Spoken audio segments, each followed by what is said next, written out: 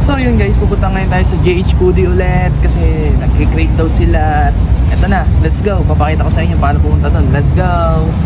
So yun guys, bubuksan na pala natin yan dyan yung motor. At na ako na si Oxy at pupunta na tayo sa JH Foodie. At dito lang pala yan, dito lang yan sa may overpass malapit sa Robinson Mall. At pag galing kayo ng simbahan yan, at lalabas lang kayo dyan sa iskinita na yan. At makikita nyo na yung JH Foodie na yan. At malaking national highway na yan guys. At ayan na nga, nandito na tayo sa JH Foodie.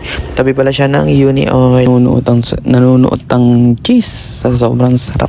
Makikita nyo yan guys, ilalagay natin yung cheese dyan sa kanin. Tapos ilalagay natin yung sangyup.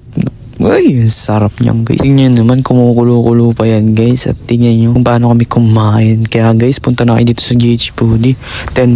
Kung marirate ko to 10 over 10 po. Kaya pumunta na kayo dito. Let's go. Kumain na kami dito ng isang beses at bumalik pa kami. Ngayon lang ulit kami nakabalik. Ilang months din. Kasi walang budget. Sponsor lang yan. Kaya let's go. So yun guys, nakikita nyo, nilalagay ko na yung cheese na sobrang melt sa kanin. Wala nang chopstick yan.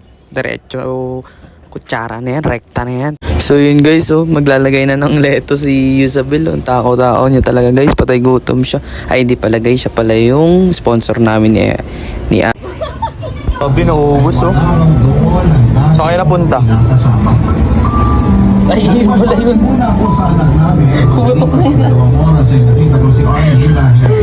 Tingnan na Chan. Chan reveal sa JH Foodie. Lugi ka pa niyan sa 99. Wala saan, wala. Huminga ka. Eh. No, sa